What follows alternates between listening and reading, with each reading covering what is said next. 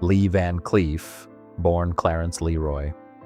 Van Cleef Jr. on January 9, 1925, in Somerville, New Jersey, grew up during the Great Depression. From an early age, he exhibited a sense of independence, self-discipline, and determination that would define his personal and professional life. Van Cleef served in the U.S. Navy during World War II, an experience that instilled in him a deep respect for structure, resilience, and duty. After the war, he pursued acting, studying theater, and honing his craft with a seriousness that reflected his understanding of the difficulty of success in Hollywood. Van Cleef's journey to stardom wasn't immediate, but his persistence and commitment would soon pay off. The early years in Hollywood, struggles and persistence. Van Cleef made his film debut in the classic Western High Noon, 1952, where he appeared in a small but impactful role. His striking features and quiet intensity caught the attention of filmmakers, although he was often relegated to villainous parts or henchman roles due to his unconventional looks. Throughout the 1950s, Van Cleef appeared in numerous westerns and television shows, including The Lone Ranger, Gunsmoke, and Have Gun, Will Travel. His ability to convey menace and intelligence with minimal dialogue set him apart, even if his characters were rarely at the center of the stories. Despite steady work, Van Cleef's early career was more about persistence than fame, with his eventual success hard-earned and well-deserved. A life-changing setback and a new beginning. In 1958, Lee Van Cleef was involved in a serious car accident that temporarily halted his momentum in Hollywood. For a time, it seemed as if his career might never fully take off. However, what initially seemed like a setback turned into a turning point. With fewer opportunities in American cinema, Van Cleef's career found new life in Italy, where filmmakers were redefining the Western genre. The Italian spaghetti Western movement offered darker, more morally complex stories, and Van Cleef found himself at the forefront of this new wave. His collaboration with director Sergio Leone marked the beginning of his rise to international fame. The transformation. A star is born. Lee Van Cleef's breakthrough came with his role as Colonel Douglas Mortimer in For a Few Dollars More, 1965, directed by Sergio Leone. Van Cleef's performance was a revelation, calm, calculating, and deeply human beneath the steely exterior. Mortimer was no longer just a typical villain. He was a man shaped by personal loss and driven by a strict moral code. This complex role allowed Van Cleef to showcase emotional depth and commanding authority, earning him international acclaim.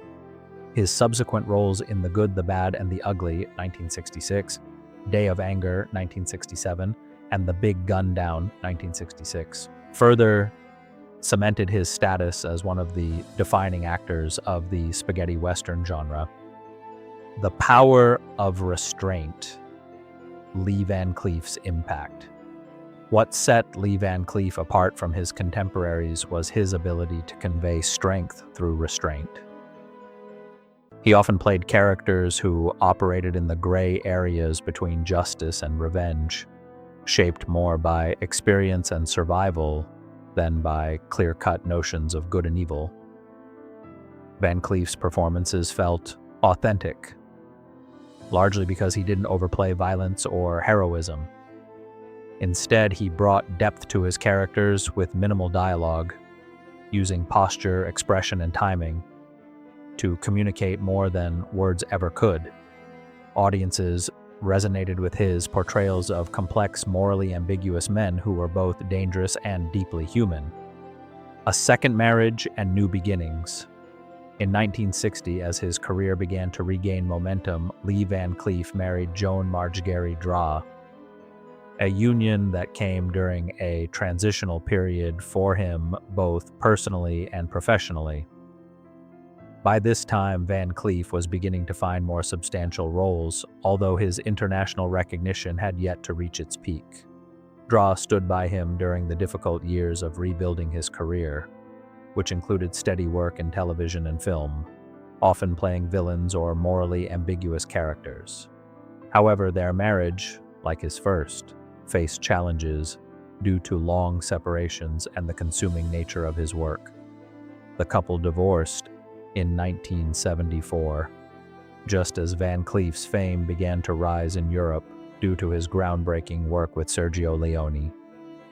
Lasting companionship, a stable marriage in his later years. In 1976, Lee Van Cleef married Barbara Havoloni, and this marriage marked the beginning of a new chapter in his personal life. By this time, Van Cleef had achieved significant recognition for his roles in spaghetti westerns and action films. His marriage to Barbara brought him a sense of stability that had eluded him in earlier years. Together, they navigated the final stages of his career, with Barbara providing steadfast support as he dealt with declining health. Van Cleef's resilience in the face of illness mirrored the toughness of the characters he had portrayed on screen, and Barbara remained by his side until his passing in 1989. The Truth About Clint Eastwood, a candid reflection. In his later years, Lee Van Cleef finally opened up about his relationship with Clint Eastwood, a man with whom he had shared the screen in For a Few Dollars More, 1965. Van Cleef acknowledged that many people viewed them as rivals, but he offered a more straightforward and balanced perspective. "Clint and I were two men doing our jobs, walking very different paths that happened to cross," he said. Van Cleef recognized Eastwood's natural talent for stillness and restraint, noting that Clint had an instinctive understanding of how little he needed to do on screen to create a powerful presence. Although their careers diverged in many ways, Van Cleef respected Eastwood's professionalism and his understanding of the craft. Different paths, same art, Lee Van Cleef and Clint Eastwood. While Clint Eastwood quickly ascended to stardom, Van Cleef's career took a more winding road. Van Cleef admitted that Eastwood's success was no accident. Clint worked hard to cultivate his image as a modern heroic figure. Van Cleef, on the other hand, played men who represented danger and moral complexity. "I didn't need to be the hero," he said. "I needed to be unforgettable." Van Cleef believed that Eastwood's rise helped define his own career, noting that their contrasting roles only made their collaboration stronger. He praised Eastwood's professionalism, stating, "Clint showed up prepared. He respected the work. That's all an actor can ask of another actor." A legacy of quiet strength and immortality through performance. Lee Van Cleef's words about Clint Eastwood were not filled with resentment or rivalry. Instead, they reflected his understanding of the unique roles each man played in shaping cinematic history. Van Cleef acknowledged that Clint's legend was built on his on-screen presence, but he also recognized that his own legacy was defined by the silence, the intensity, and the unforgettable characters he brought to life. "I became a legend in a different way," he said.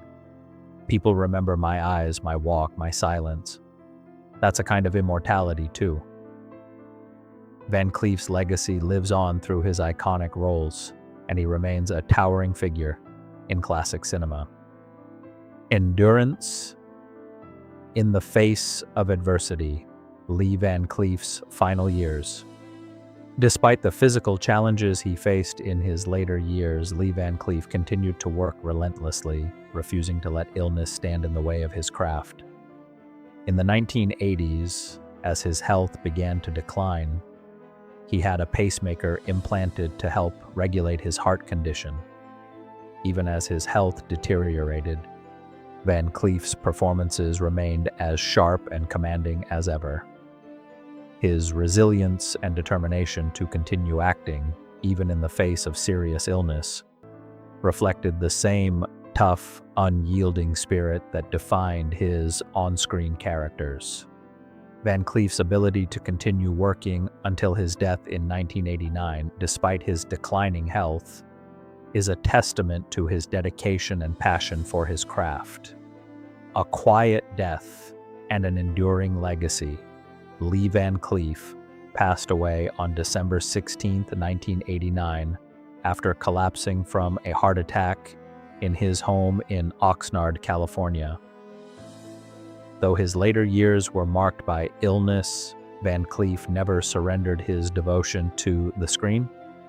He was laid to rest at Forest Lawn Memorial Park in Hollywood Hills, where his grave marker bears the words, "Best of the Bad." This simple epitaph is a fitting tribute to the complexity and depth he brought to the roles of villains and anti-heroes.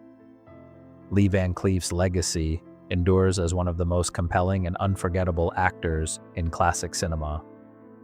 A true artist whose performances continued to captivate audiences long after his death.